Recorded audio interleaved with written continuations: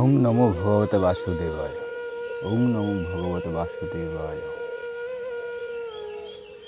আজ আমরা জানতে চলেছি ভগবান শ্রীকৃষ্ণের মুখনিসৃত বাণী শ্রীমদ্ ভাগবত গীতার প্রথম অধ্যায় বিষাদ যোগ। কুরুক্ষেত্রের ময়দানে দুই পক্ষ পাণ্ডব ও কৌরব যুদ্ধের জন্য প্রস্তুত। রাজা ধৃতরাষ্ট্র তার ধৃত সঞ্জয়কে জিজ্ঞাসা করলেন কুরুক্ষেত্রের অবস্থা সম্পর্কে। সঞ্জয় কুরুক্ষেত্রের বিবরণ দিতে শুরু করলেন।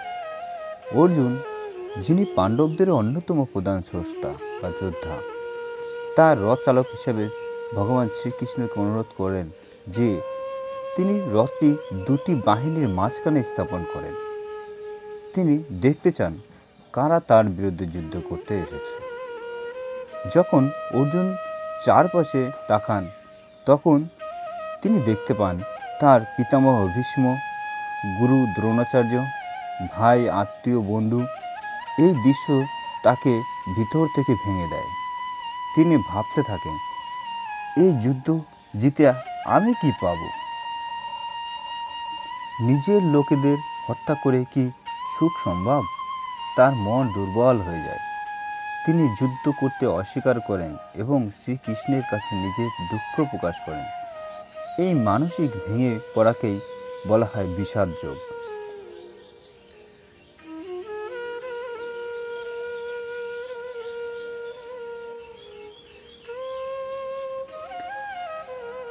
দুষ্ট মেবং সচনং কৃষ্ণ যুজুৎসব সমুপস্থিতম। হে কৃষ্ণ, আমি যখন আমার নিজের স্বজনদের যুদ্ধের জন্য প্রস্তুত করতে যাচ্ছি তখন আমার মন ভেঙে যাচ্ছে। এই শ্লোকটিতে অর্জুনের মানসিক অবস্থার সূচনা করেন। এখানে স্বজন শব্দটি অত্যন্ত গুরুত্বপূর্ণ। যুদ্ধক্ষেত্রে দাঁড়িয়ে থাকা মানুষগুলো শুধু শত্রু নয়, তারা তার পরিবার, বন্ধু ও শিক্ষক। অর্জুনের দৃষ্টিভঙ্গি শুধুমাত্র একজন যোদ্ধার নয়, একজন মানুষের। তার মধ্যে করুণা ও ভালোবাসা প্রবল। আমাদের শেখায় যে মানবিকতা কখনো কখনো দায়িত্বের পথে বাধা হয়ে দাঁড়ায়।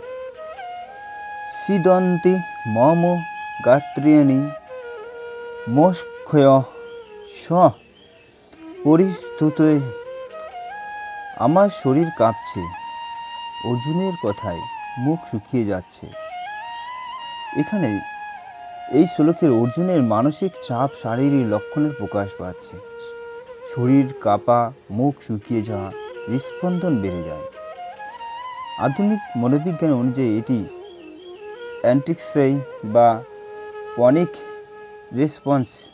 অর্থাৎ এই কথার থেকে আমরা বুঝতে পারি যে মানসিক চাপ শরীরকে বিস্তারিত করে প্রভাবিত করে বড় সিদ্ধান্তের সময় এই ধরনের অনুভূতি স্বাভাবিক।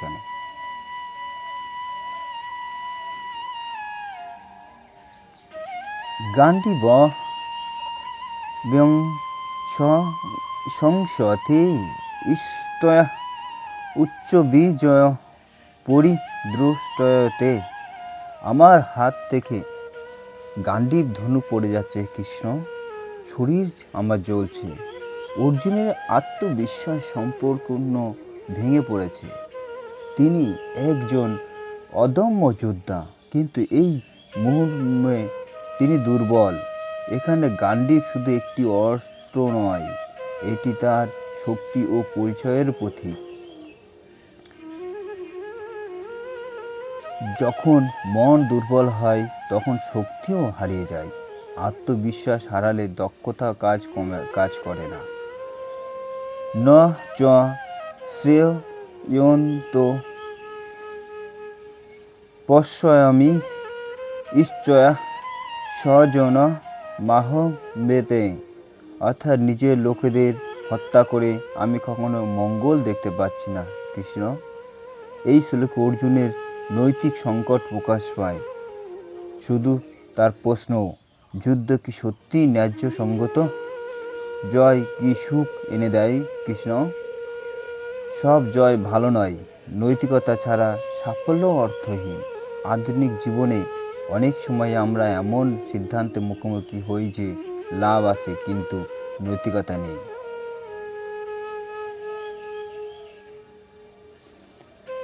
অর্জুন শোকগ্রস্ত হয়ে ধনুক ও তীর ফেলে দিয়ে বসে পড়লেন। এটি বিষাদ যোগের চূড়ান্ত অবস্থা। অর্জুন সম্পূর্ণভাবে ভেঙে পড়লেন, যুদ্ধ ত্যাগ করে বসে পড়েন। শ্রীকৃষ্ণ কাছে আত্মসমর্পণ করে বললেন, কখনো কখনো ভেঙে পড়া নতুন পথের সূচনা। আত্মসমর্পণ মানেই হার মানা নয়, জ্ঞানের পথে যাওয়া। বিষাদ যোগের গভীর শিক্ষা এখান থেকে আমরা বুঝতে পারি। দুঃখই জ্ঞানের সূচনা। অর্জুনের বিষাদ না হলে গীতার জ্ঞান প্রকাশ পেত না। জীবনের দ্বন্দ্ব স্বাভাবিক। প্রত্যেক মানুষ কখনো না কখনো এই ধরনের মানসিক সংকটে পড়েন। সঠিক পথ প্রদর্শন দরকার। শ্রীকৃষ্ণের মতো একজন গাইড জীবনে অত্যন্ত গুরুত্বপূর্ণ। আবেগ বনাম দায়িত্ব। জীবনে অনেক সময় আবেগ ও কর্তব্যের মধ্যে সংঘর্ষ হয়। আধুনিক জীবনের প্রয়োগ এখানে আমরা বুঝতে পারি যে একজন ছাত্র যেমন পরীক্ষার চাপ, ভবিষ্যৎ নিয়ে দুশ্চিন্তা, এইগুলো অর্জুনের মতে মানসিক চাপ তৈরি করে। আবার যদি দেখা যায় যে এখানে একজন কর্মজীবী, নৈতিকতা বনাম লাভ, এই দ্বন্দ্ব প্রতিদিনের বাস্তবতা। আর সম্পর্ক, ভালোবাসা ও দায়িত্বের সম্পর্ক অনেক সময় সিদ্ধান্তকে কঠিন করে তোলে। আমরা এর থেকে আরও বুঝতে পারি যে বিষাদ যোগ আমাদের শেখায় যে দুঃখ, হতাশা ও মানসিক দ্বন্দ্ব জীবনের অংশ। এগুলো কি এগিয়ে নেওয়া যাওয়া যায় নয়, বরং বোঝা এবং সঠিক দিশা খোঁজা গুরুত্বপূর্ণ। অর্জুনের এই বিষাদই তাকে শ্রী কৃষ্ণের জ্ঞান গ্রহণের পথে নিয়ে যায়। তাই বলা যায়, যখন মানুষ ভেঙে পড়ে তখনই সে সত্যিকারের জ্ঞান গ্রহণের জন্য প্রস্তুত হয়।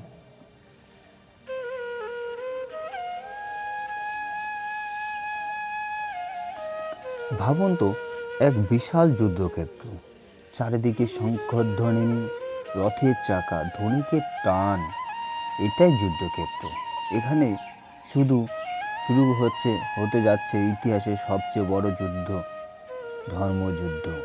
কিন্তু এই যুদ্ধ শুরুর আগেই ঘটে যায় এক অবিশ্বাস্য ঘটনা। এক মহান যোদ্ধা, যিনি কখনো হার মানেননি, তিনি হঠাৎ ভেঙে পড়লেন। তিনি আর কেউ নন, তিনি হলেন যে অর্জুন। যুদ্ধক্ষেত্রের সূচনা। রাজা ধৃতরাষ্ট্র অন্ধ, কিন্তু তিনি জানতে চান যুদ্ধক্ষেত্রে কী ঘটছে। সঞ্জয় তাকে বলতে শুরু করলেন, হে রাজা, দুই পক্ষ যুদ্ধের জন্য প্রস্তুত, পাণ্ডব ও কৌরব। দুই ভাইয়ের পরিবার এখন একে অপরের বিরুদ্ধে দাঁড়িয়ে। অর্জুনের অনুরোধ। অর্জুন তার রথচালক শ্রীকৃষ্ণকে বললেন, হে কৃষ্ণ, আমার রথটি দুই বাহিনীর মাঝখানে নিয়ে চলুন, যেখানে দেখতে চান তারা কি বিরুদ্ধে যুদ্ধ করছে, সেই ভয়ঙ্কর দৃশ্য। অর্জুন যখন চারপাশে তাকালেন, তিনি দেখলেন তা আর হৃদয়কে চূর্ণ করে দিল। তার পিতামহ ভীষ্ম দাঁড়িয়ে আছে, তার গুরুজন, ভাই, বন্ধু, আত্মীয়স্বজন সবাই দাঁড়িয়ে আছে।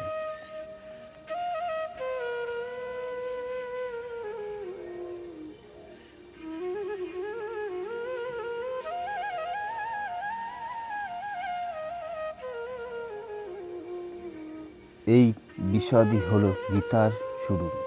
দুঃখ না থাকলে জ্ঞান আসে না, প্রশ্ন না থাকলে উত্তর আসে না। অর্জুনের এই ভেঙে পড়াই তাকে সত্যের পথে নিয়ে যাওয়া হয়। আধুনিক জীবনে প্রয়োগ। আজ আমরা পড়াশোনার চাপ, ক্যারিয়ারের টেনশন, সম্পর্কের সমস্যা, সব কিছুই জারিয়ে যাচ্ছে। তখন কি করলো? শান্ত থাকুন, সঠিক গাইড খুঁজুন, আবেগ দিয়ে নয়, জ্ঞান দিয়েই সিদ্ধান্ত নিন। এই ভিডিওটি আমরা ভগবদ্গীতার প্রথম অধ্যায় বিষাদযোগ সম্পূর্ণ গল্প বা ব্যাখ্যা করেছি। এখানে দেখানো হয়েছে অর্জুন কেন যুদ্ধ করতে অস্বীকার করেছিলেন, শ্রীকৃষ্ণ কীভাবে তাকে পথ দেখান, কুরুক্ষেত্রের যুদ্ধ এর আসল সত্য। এই ভিডিওটি আপনাকে জীবনে সঠিক মুহূর্তে সঠিক সিদ্ধান্ত নিতে সাহায্য করবে। বন্ধুরা, যদি এই ভিডিওটি তোমাদের ভালো লেগে থাকে তাহলে লাইক, কমেন্ট ও সাবস্ক্রাইব করে পাশে থাকা বেল আইকন প্রেস করে দেবে এবং নতুন নতুন ভিডিও পেতে কোন ধরনের ভিডিও পেতে শুনতে চাও তাহলে কমেন্ট করে জানাবে। শ্রী রাধে রাধে।